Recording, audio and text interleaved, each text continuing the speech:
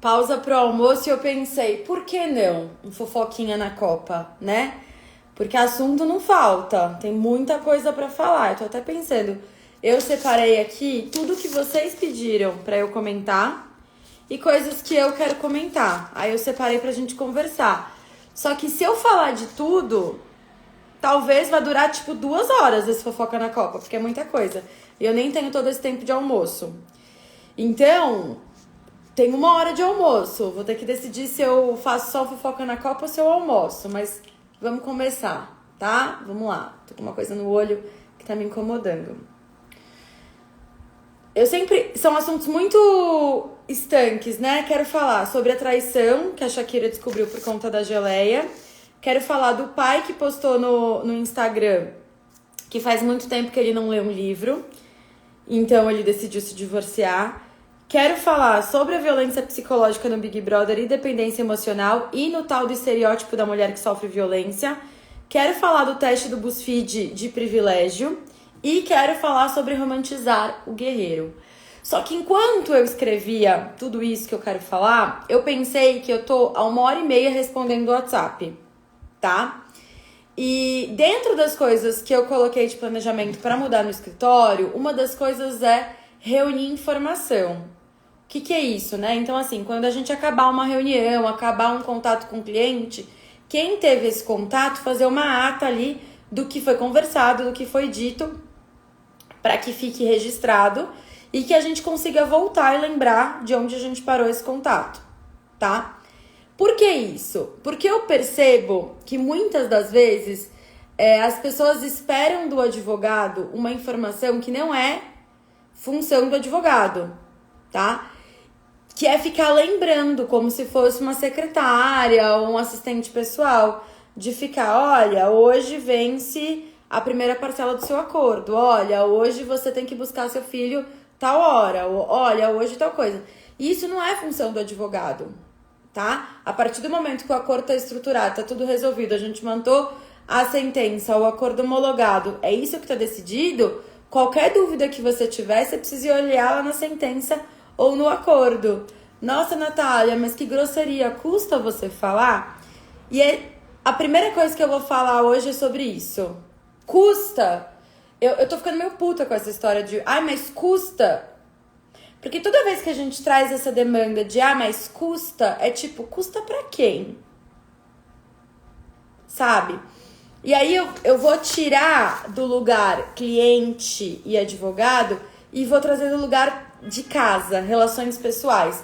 Aí vocês vão entender o que eu tô falando e vão perceber que custa, tá? Vou dar um exemplo que aconteceu nesse minuto. E se a pessoa ver, vai ficar até brava comigo. Mas nesse minuto, uma pessoa me falou, e se a gente marcar essa reunião pra sexta-feira? Eu falei, sexta-feira a gente não pode, a gente já tem uma coisa pra fazer. O quê? Aí eu falei, você não marcou na sua agenda? Não, o que é? Aí eu abri minha agenda, colei o link pra pessoa se inscrever no negócio. Aí a pessoa me falou assim, é na sexta? Aí eu falei, você não abriu o link? Agora eu vi, tá, beleza, combinado, já tô inscrito. Quem tá nisso não percebe. Só que toda vez que você joga essa demanda pro outro, você coloca no outro a carga de tomar uma decisão e de pensar por você. E, cara, eu não sei em que momento da vida as pessoas acharam que pensar não custa. Que pensar sobre alguma coisa não custa. Eu acho que tem algum fofoca na Copa que eu já falei sobre isso, não lembro se sim ou não. Mas teve uma vez que minha irmã tava aqui em casa e aí Carlos tava assim, vou fazer um macarrão. Aí eu falei, então faz, que é mais rápido. Aí começou assim, mas tem macarrão? Aí eu falei, cara, a mesma demanda que eu tenho pra abrir o armário e olhar se tem macarrão é a demanda que você vai ter se você abrir o armário e ver se tem macarrão, né? Mas perguntar é mais fácil. Mas pode ser que você saiba que tem. Pode, mas eu vou ter que pensar. Vou ter que falar, será que tem macarrão? Puta, não lembro. Não, tem, comprei. Eu, não tem. Não é mais fácil você abrir o armário e olhar? Natália, mas você tá sendo chata. Vai somando isso em pequenas coisas cotidianas que as pessoas vão te demandando e que a gente tem que parar pra pensar. Vai olhando pro seu dia, quantas vezes as pessoas te demandam coisas que seria muito mais fácil se elas mesmas tivessem a iniciativa de olhar isso.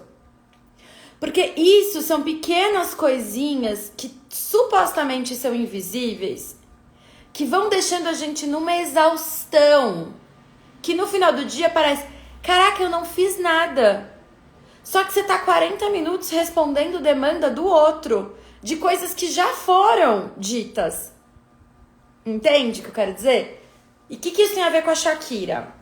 Eu vi um Reels muito engraçadinho, até compartilhei falando um pouco sobre isso, que era uma pessoa abrindo a geladeira e marcando lá o pote de geleia, o leite, a bolacha, enfim, claro, né? Imagino eu que em tom de piada, marcando as embalagens e falando, quero ver, né, se tá me traindo ou não e tudo mais. E aí eu vi um history de uma outra advogada falando sobre isso e eu pensei, cara, exatamente. Imagina a demanda que é você viver controlando o pote de geleia. Não tô falando do caso da Shakira em específico, porque eu nem sei qual é a relação dela com a geleia, tá? Não é sobre isso. Eu tô falando sobre essa demanda mental que é você ter um relacionamento em que você precisa ficar o tempo inteiro ou cuidando ou desconfiando do seu companheiro. Aí eu vou trazer de novo, nem tava aqui na minha listinha das coisas pra gente falar, mas eu vou trazer de novo o caso da Lara Nesteruk. Uma das pessoas perguntou pra ela um dia desses nos stories, e se você não souber de quem eu tô falando, não faz diferença, porque o exemplo vai ser dado. Perguntou pra ela assim, cara, mas você nunca desconfiou, sei lá, nunca percebeu nada de estranho em celular? E ela falou que o cara tinha um aplicativo, não sei bem como funciona, que troca senhas de 2 em 2 horas, que gera uma senha de tanto em tanto tempo. Eu fiquei pensando, que trampo que é viver assim. Eu já fico possessa quando eu vou acessar alguma coisa e fica falando que minha senha tá errada e eu preciso refazer a senha. Eu fico nervosa já, que saco. Eu acho que eu tenho 3 tipos de senha. A senha séria, que é tipo assim, ninguém pode saber, que vai de certificado digital, banco e afins, partilhadas e ponto. Tenho as senhas que são meio que coletivas ali, que uso junto com o Kaká, de coisas de Netflix, coisas aqui de casa. E tenho as senhas que é meio compartilhada com terceiros, né? Que esgotamento mental. Exatamente, Ju, falamos junto. Que esgotamento mental deve ser viver desse jeito. Exatamente isso que eu pensei. E aí, faço o contraponto dessa relação. Porque eu não sou a pessoa que olha o celular. Eu nunca peguei no celular do Kaká.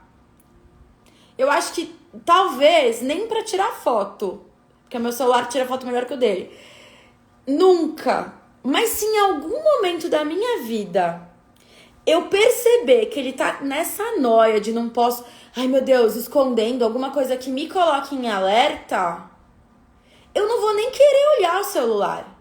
Porque a partir do momento que eu começar a desconfiar que tem alguma coisa errada na minha relação, já tem alguma coisa errada na minha relação. Seja com ele, seja comigo, seja com nós dois. A partir do momento que eu for viver uma vida em casal, que eu vou marcar a quantidade de geleia, tanto faz se a pessoa tá me traindo ou não. Tô falando sobre mim, tá? Se chegar no momento de eu chegar na minha casa, lar inviolável, pela Constituição Federal, né? Lugar inviolável. Se chegar nesse momento de eu ter que viver com essa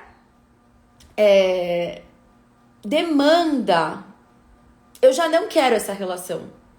Porque pra mim, casamento, namoro, amizade, parceria de trabalho, colega de faculdade, seja a relação qual for, pra mim, tem que ser uma relação que me deixe em paz. E não significa não ter briga, não significa não ter discussão, não significa não ter... Não significa isso.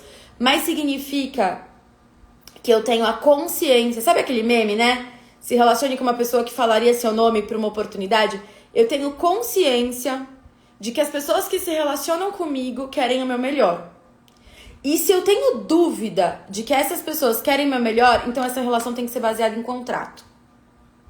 Ai, que saco a vida assim. É um saco mesmo. Se eu tenho dúvida que essa parceria de trabalho, essa pessoa vai me querer o melhor, então eu preciso de um contrato. Se eu tenho dúvida de que em algum momento o meu namoro, casamento, união estável pode não me demandar o melhor, então eu preciso de um contrato. Porque eu posso lidar com a traição, mas eu não vou lidar com a consequência de coisas que poderiam ter sido previstas. Entende o que eu quero dizer? E o que isso tudo tem a ver, né?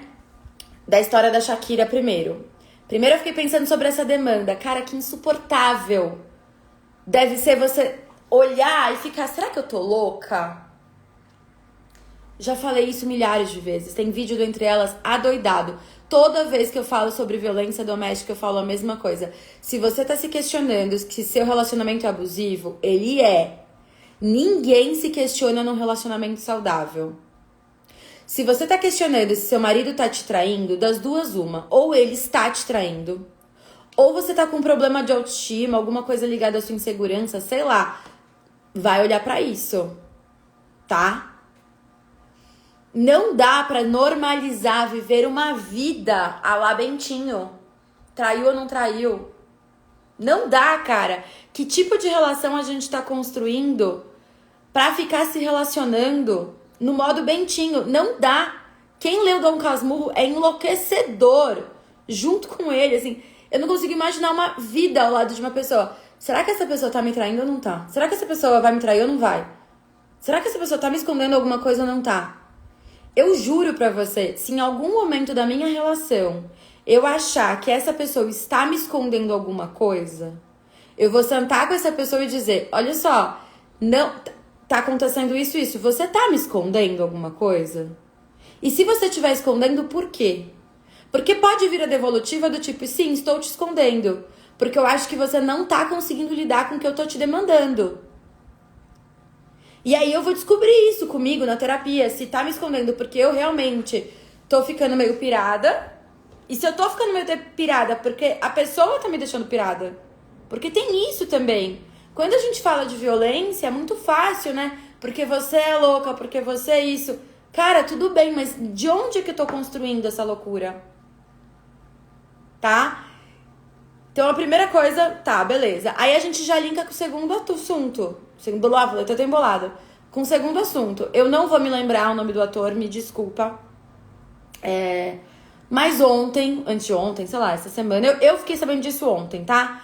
Um ator da novela Todas as Flores, aí da Globo, fez um post no Instagram em que ele dizia que ele não lembra a última vez que ele leu um livro, a última vez que ele teve um momento a sós e tal. Então, esse, entre outros motivos, enfim, blá, blá, blá, blá, ele estava se divorciando. E aí, a primeira coisa que eu pensei quando eu li isso foram duas coisas eu pensei. Primeiro, imagina se fosse uma mulher dizendo isso. Cara, eu vou me divorciar porque eu não lembro quando foi a última vez que eu li um livro, que eu assisti uma aula.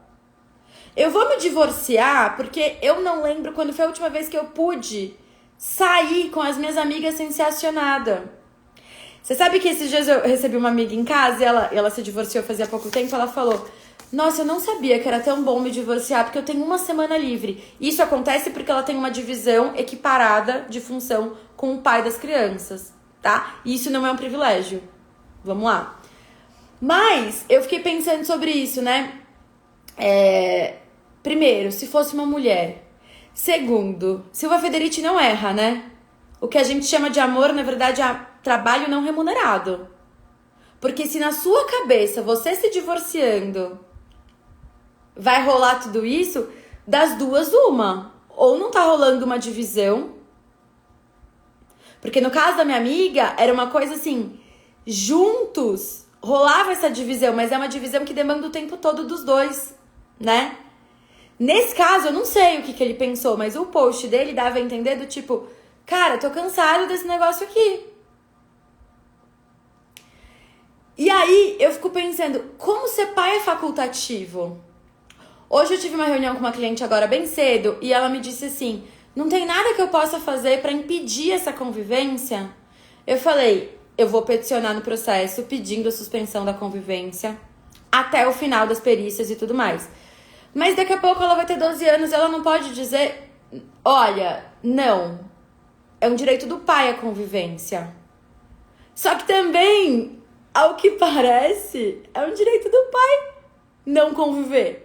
Porque o pai, a bel prazer, pode simplesmente negligenciar o filho e tudo que a gente vai dizer é, puta, que merda, né? Não tem como eu obrigar esse pai a ter essa convivência. A gente pode colocar multa, a gente pode colocar isso, aquilo. Mas que mãe, em sã consciência, vai querer que o genitor que tá dizendo não quero contato com essa criança, que ele fique com a criança?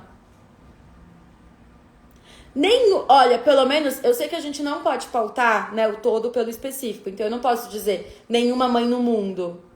Mas nenhuma mãe que passa pelo meu escritório, que passa pela minha análise, que passa pela minha convivência, diria, o pai não quer conviver com meu filho, mas eu quero obrigá-lo a conviver.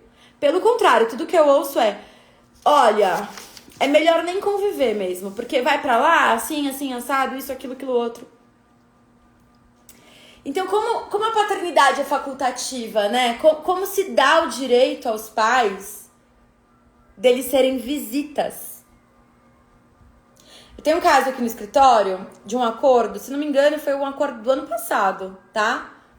O cara entrou com processo de alienação parental contra a mãe porque ele queria reduzir pensão. A gente sabe que isso é terça-feira no judiciário, né?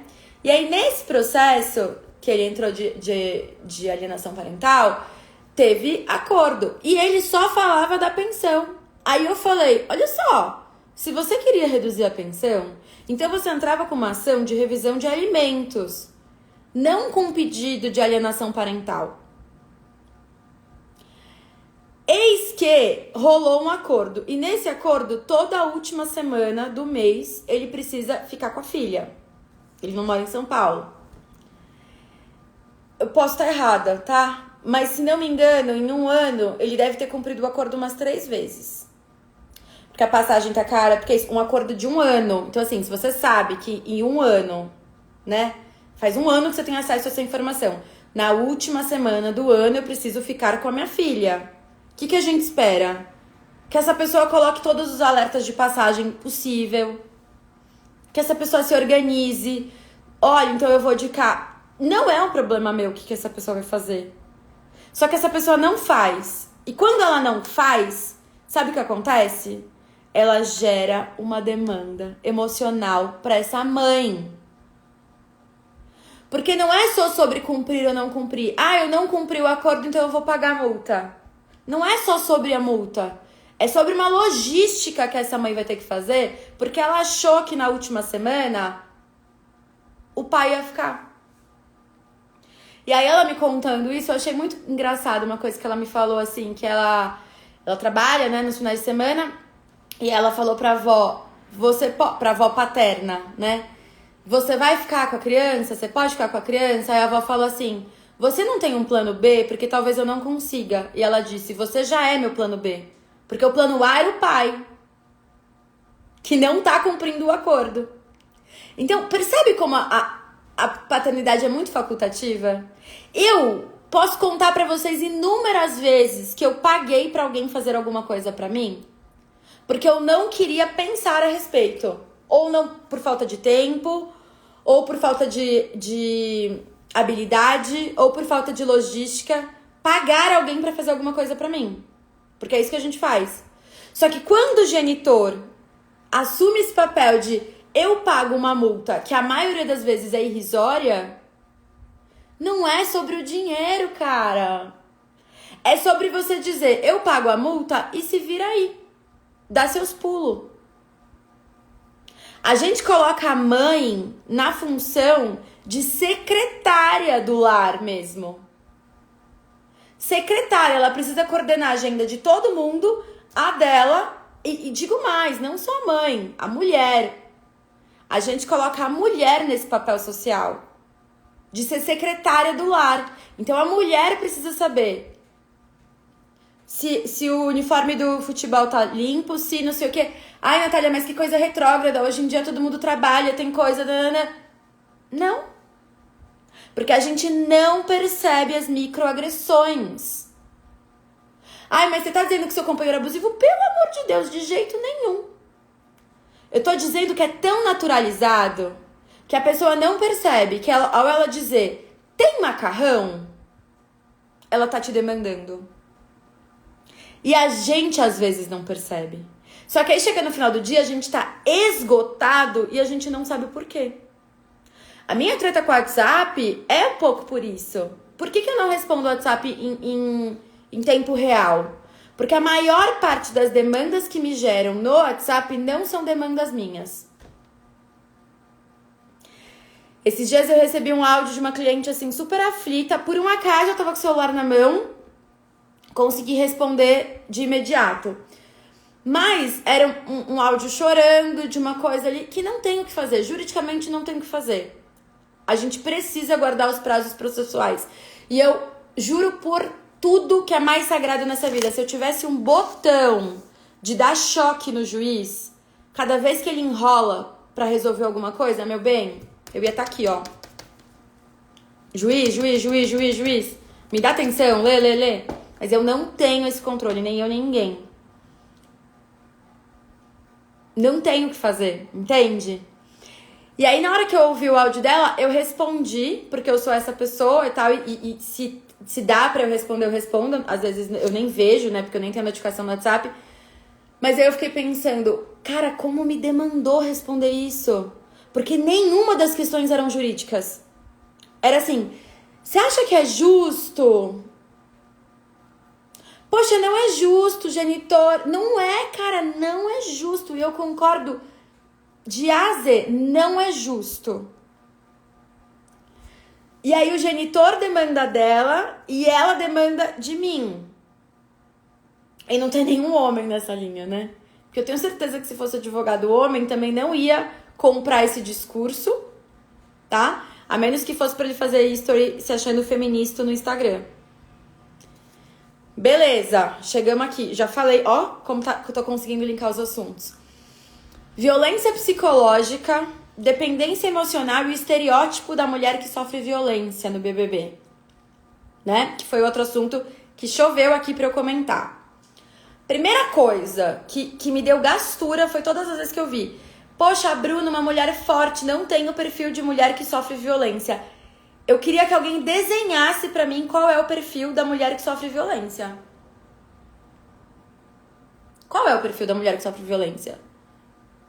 Porque assim, eu posso descrever pelo menos, de cabeça, 10 amigas minhas, amigas próximas, tá? De classes sociais diferentes, de lugares diferentes, que sofrem ou já sofreram violência, com perfis completamente diferentes. Eu tenho uma amiga que tava no mestrado, que morava com um cara, era casada com um cara, chegou num bloco de carnaval e apanhou dele. Eu tenho uma amiga que sofreu todos os tipos de humilhação do namorado, mega bem-sucedida. Eu tenho ex-diarista que apanhava do companheiro. Então, alguém me fala qual é o perfil da mulher que sofre violência. Porque no meu radar, toda mulher é uma vítima em potencial. E aí vem o contraponto. Todo homem é um abusador em potencial. Mas se eu falo isso, você já sabe o que vai acontecer. Espera alguém fazer um cortezinho viralizar pra vocês verem que... Ai, nem todo homem. Sabe o que é engraçado? Eu tava conversando com o Kaká do Big Brother, o Kaká nunca gostou desse Gabriel, ele falou, nunca gostei desse cara, mas tinha coisa que eu não tinha reparado. Eu falei, tem coisa que você nunca vai reparar. E não é sobre ser mau caráter, não. É porque tem coisa que só a gente que vivencia entende. E às vezes nem a gente que vivencia entende. Tem um livro do Pierre Bourdieu que eu usei na monografia. Puta, Não vai estar aqui, mas chama Violência Simbólica. Ah, Poder Simbólico. Ah, tá os dois aqui, ó. Não vou indicar assim, leiam, porque não é uma leitura prazerosinha, assim, é uma leitura de pesquisa, tá? Mas aqui, A Dominação Masculina, Poder Simbólico, Bourdieu. Usei os dois da minha monografia, que eu fiz sobre violência psicológica. Agora, um que eu comecei a ler, ainda não terminei. Mas, ó, Os Homens Explicam Tudo para Mim. Violência, a gente costuma a colocar níveis de violência, né? Ah, mas não foi tanto. Ah, mas não foi... Gente, já falei isso quantas vezes? A violência nunca começa com um soco na cara. Não existe. Não existe a possibilidade do primeiro ato de violência do cara de falar: oi, tudo bem, prazer, e te dar um soco na cara. Ela é gradativa dentro do relacionamento. Ela é o... Deixa eu falar! Como você é chata! Ela vai daquele lugar do... eu tô feliz por você, mas, poxa, na minha vida nada dá certo. Ela vai te minando. Quando a violência vira o soco na parede, quando a violência vira o soco na cara, ela já te minou tanto que você já não tem mais certeza. Você não tem mais autoestima, você não tem mais. Entende o que eu quero dizer? Então, o Big Brother tá sendo reiterado esse tipo de violência em todas as edições. Aí você fala, nossa, o Big Brother, não sei o quê. Pega Casamento às Cegas. Em, sei lá, 10 episódios, se você quiser, eu posso listar. Não vou fazer isso porque eu não tô sendo paga. Mas se alguém me pagar, eu faço isso. Eu listo todos os episódios, quantas violências tiveram em cada episódio. Em cada fala de cada homem. Porque não é possível. Mas nossa, eu vi várias pessoas falando, nossa, escolheram a dedo os homens. A dedo? Olha ao seu redor. Pega uma amostra aí. Dos homens que você conhece. É do pai ao irmão, ao companheiro. Todos têm atitudes problemáticas. E não importa o quanto o cara seja o desconstruidão, em algum momento, ser homem lhe dá, né, a autoridade de ser escroto. Então não é o Big Brother, não, é a sociedade que é uma merda. É do casamento às cegas ao judiciário que tá todo mundo... Gente, quantas vezes vocês já me viram falando isso? Por que homem bate em mulher? Porque pode. Por que o cara tem uma paternidade facultativa? Porque pode. Por que genitor abandona o filho? Porque pode. Se os caras não pudessem, eles não fariam. Eles fazem porque eles podem. Porque ele tem toda uma construção social que garante que eles façam esse tipo de coisa. Cara, a gente tá falando de uma pessoa que deu, supostamente, né? Eu vou falar supostamente, mas, enfim, que os indícios levam a crer que jogou o corpo da mãe pro cachorro comer. E essa pessoa não paga pensão. Tá entendendo o que eu quero dizer? Um dia eu vi uma palestra do Silvio de Almeida, que foi meu professor, que é uma pessoa que eu sou apaixonada, que eu tenho um carinho gigantesco, inclusive na minha formação. Um dia ele falou assim, né, que quando jogaram a banana lá pro jogador, o macaco, chamando ele de macaco, vocês lembram dessa história? Que o que ele queria analisar não era o porquê essa pessoa jogou a banana. Quando ele começou a pensar no racismo estrutural, era o que legitima, o que tem por trás para que essa pessoa se sinta no direito de fazer esse ato. Qual é a construção de coisas que vão acontecendo até chegar ali? A Suzana falou, e o pior é que culturalmente a gente aprende que em briga de marido e mulher ninguém mete a colher, mas uma configuração que facilita a violência dos limites pessoais. A gente aprende só besteira. Por quê? Porque a classe dominante tem a disputa da narrativa. Tem a disputa não, né? Tem a dominância da narrativa. Então a gente escuta que religião, futebol E política não se discute. A gente escuta quem briga de marido e mulher, ninguém mete a colher. Engraçado, né? Que a gente não discute nada que favoreça um discurso dominante. Porque futebol também é política. Curioso, né? Como não querem que a gente discuta coisas que são política. E aí, vamos pro último assunto, porque isso já tá ficando muito longo. E eu tenho 11% de bateria. Eu acho até que eu vou ter que pegar o carregador. Vocês estão acompanhando meu raciocínio? Tá fazendo sentido? Ou tá muito, muito louco? Enquanto eu pego o carregador pra gente ir pro último assunto, feedback. Opa. Deixa eu soltar o carregador aqui. Vim? Pronto. Voltei, gente. Vamos lá. Agora a gente vai pro último assunto. Vocês percebem como todos os assuntos estão ligados? Inclusive essa questão, né, da gente, não discute, não se intromete. Beber uma água. Aí vamos pro último assunto, que é o teste do BuzzFeed e romantizar o guerreiro. Mentira, que eu parei na parte do Silvio e nunca mais voltou? E cortou tudo até agora? Bom, tá, vamos lá, vou repetir então essa partezinha. O que o Silvio tava dizendo era assim, que ele não queria saber que o porquê dessa pessoa exclusiva, ela como indivíduo, ter ido lá e jogado a banana. Deixa eu só limpar a câmera aqui, peraí. Aqui não cortou, ufa. Então vai ficar... Pronto, voltei. Só resumindo, ele queria saber o que tava legitimando por trás dela tomar essa atitude, tá? E aí a gente vai pra última fala agora, que tem tudo a ver com tudo que eu disse até agora, tá? Vou até abrir aqui, porque eu deixei aberto o teste do BuzzFeed.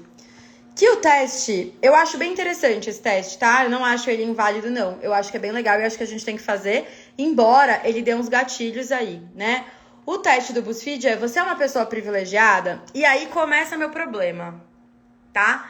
A história do ser uma pessoa privilegiada. Privilégio, gente, privilégio é você ser herdeiro, rentista.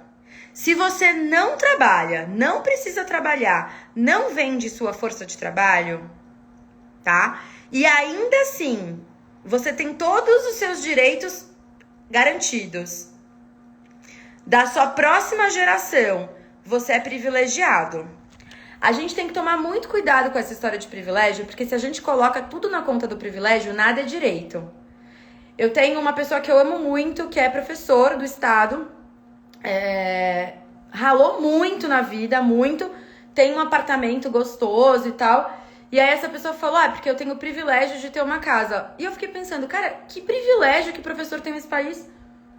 Privilégio de ter uma casa? Não, isso não é um privilégio, isso é um direito garantido na Constituição Federal, que a gente esquece.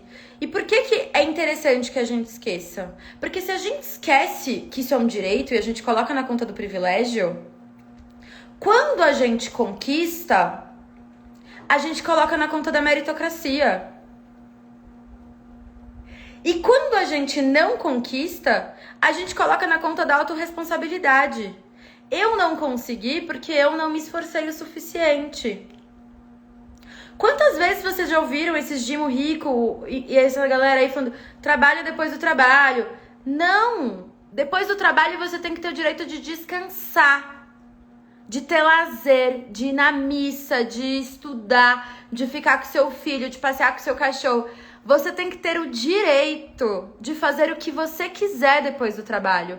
Não é normal você trabalhar 8 horas, se deslocando 1, 2 horas, 12 horas no seu dia, comprometido com o seu trabalho, e depois você chegar em casa e você tem que ter um trabalho depois do trabalho para você pagar a conta. Para de romantizar a pobreza. Não é normal. Você não tá conseguindo pagar suas contas não porque você não é esforçado o suficiente. É porque a gente tá sendo amassado pelo neoliberalismo. Então para com essa história. Hoje eu vi uma advogada que eu amo fazendo os stories falando assim, cara, tá puxado isso, aquilo. Eu falei, para um minuto e pensa. A advocacia é muito pesada. Acho que quem tá fora da advocacia não consegue imaginar o que é o lado de cá. É como se a gente fosse um filtro. Entre toda a demanda emocional e jurídica e o judiciário. Só que onde que fica esse filtro? Fica em nós. Então todo mundo traz toda a demanda que não é jurídica e a gente filtra essa demanda e leva o jurídico para o judiciário. Se a gente não cuidar da saúde mental, se a gente não cuidar da saúde do corpo, não dá. Não tem como. Ah, mas como que eu vou cuidar da minha saúde mental, da minha saúde do corpo? Se eu trabalho 12 horas por dia, eu vou chegar em casa e ainda vou ter que fazer o trabalho e depois trabalho. Porque você não cai nessa, cara. Natália, mas agora eu preciso. Então, por isso que a gente precisa ter consciência política. Porque senão a gente cai nesse discurso liberal, tá? De que se deu certo é meritocracia e se não deu certo é porque eu não me esforcei. E na verdade, a gente tem que exigir política pública. E aí vem pro teste do BuzzFeed e pro história do eu acredito, Razões pra Acreditar, do menininho lá de 13 anos que ajuda a família e tantos outros, né? Se pegar lá, pedalou 6 horas pra se formar no ensino médio, o padeiro acordava 3 da manhã, o filho da faxineira estudava no banheiro com material emprestado. Não é história bonita. Isso não é história bonita.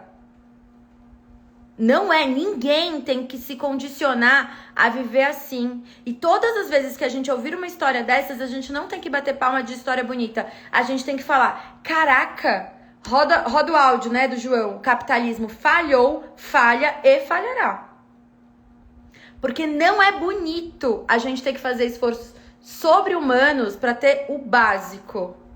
O que é o básico? Comida, educação, lazer, saúde. Tá? E aí no teste do BuzzFeed tinham coisas que realmente... Enfim, tá assim, eu sou branco. Nunca fui única pessoa da minha cor em um recinto. Nunca fui ridicularizado pelo meu sotaque. Nunca fui vítima de violência por causa da minha cor. Isso pode entrar na conta do privilégio? Como que eu vou fazer um teste de privilégio e colocar nunca fui vítima de violência por causa da minha cor? Isso não é privilégio, gente. Isso é crime. Isso é crime. Se você foi vítima de violência, a gente sabe que isso acontece. Isso se chama racismo, é tipificado e isso é crime. Inafiançável, imprescritível. E por que é complicado isso? Porque na mesma lista tá tipo uma coisa assim, seus pais pagam sua conta? Como que eu posso colocar na mesma lista você ser vítima de um crime e seus pais pagarem sua conta? Ai, Natália, mas é porque toda narrativa, todo discurso tem a quem atingir. E a narrativa da classe dominante, ela é tão bem estruturada que faz com que a gente romantize e acredite que é um privilégio. Gente, eu pago aluguel e eu tô falando, nossa, graças a Deus, que privilégio, vou pagar o IPTU do imóvel que não é meu. Onde que isso pode ser privilégio? Vocês estão entendendo onde eu quero chegar? Ah, mas aí a gente tudo vai ter que discutir tão a fundo? Sim! Tudo a gente vai ter que discutir tão a fundo. Porque de discussões superficiais a discussões superficiais, a gente não percebe o quanto as coisas estão linkadas. E aí tá todo mundo cansado, tá todo mundo esgotado, tá todo mundo...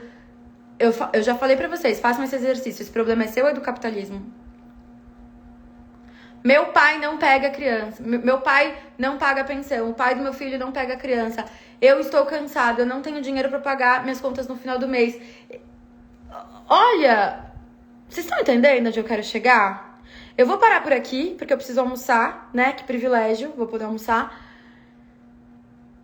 Enfim, acho que já tá super longo isso, mas eu quero que a gente converse sobre isso. Não é um monólogo. Eu quero que a gente converse. Não dá pra gente sustentar o discurso de que direito básico é privilégio, porque direito a gente exige política pública, a gente luta pra que todos tenham. Ah, eu ando na rua sem medo de ser estuprado. Que bom! Eu preciso de um lugar que todos andem na rua com isso. Não que isso seja um privilégio, porque isso é um direito, tá? Privilégio, a gente luta pra que não exista. Não pode existir alguém que acumula dinheiro, que acumula riqueza em cima do trabalho de outra pessoa. Não pode. Não pode existir uma pessoa que se torne bilionária vivendo de renda em cima do trabalho de outras pessoas. Isso não pode existir. Isso é privilégio. E privilégio, eu vou lutar até o fim da minha vida para que não exista. Agora, direito, eu vou lutar até o fim da minha vida para que todos tenham. É isso, gente. Me conta aqui o que vocês acharam.